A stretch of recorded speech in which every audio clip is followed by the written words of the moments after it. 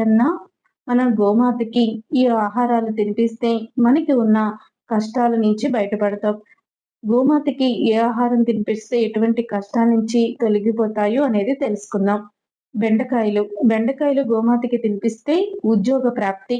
ఉద్యోగంలో ఏదైనా ఆటంకాలు, ప్రమోషన్‌లు లేట్ అవ్వడం ఇలాంటివి జరుగుతూ ఉన్నప్పుడు గోమాతకి బెండకాయలను తినిపించాలి. అదే విధంగా ఆకుకూరలు. వివాహం ఆలస్యమైనా, లేకపోతే ఏదైనా కుజదోషం ఇలాంటివి ఏదైనా ఉన్నా కూడా, సంతానం ఆలస్యమవుతున్నా కూడా ఆకుకూరల్ని గోమాతకి తరచూ కూడా తినిపిస్తూ ఉండండి. అంటే ముఖ్యంగా మంగళవారం, శుక్రవారం ఇలాంటి లక్ష్మీకరమైన రోజుల్లో ఆవుకి వారంలో ఒక్కసారైనా సరే తినిపించండి. అలాగే గోమాతకి ఆహారం పెట్టడం వల్ల కూడా మనకి సంపద అనేది పెరుగుతుంది. సాక్షాత్తు లక్ష్మీ స్వరూపం కదండీ!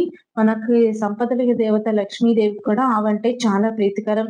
అందుకే చాలా మంది కూడా ఆవు కనిపిస్తే చాలు దాని కాళ్ళకి నమస్కారం చేసుకుంటూ ఆశీర్వాదం తీసుకుంటారు. కాబట్టి గోమాతని పూజించడం వల్ల అష్టైశ్వర్యాలు కలుగుతాయి.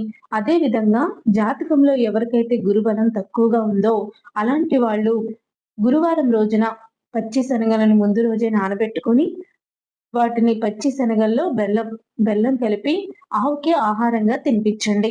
ఇలా పచ్చి శనగలు, బెల్లం ఆవుకి ఆహారంగా పెట్టినట్లయితే మీ జాతకంలో గురుబలం అనేది స్థానం బాగా బలపడుతుంది.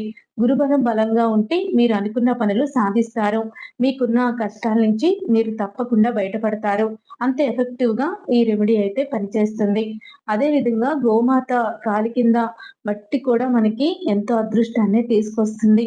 గోమాత ఎక్కడ కనిపించినా సరే దానికి ఏదో ఒక ఆహారం పెట్టండి.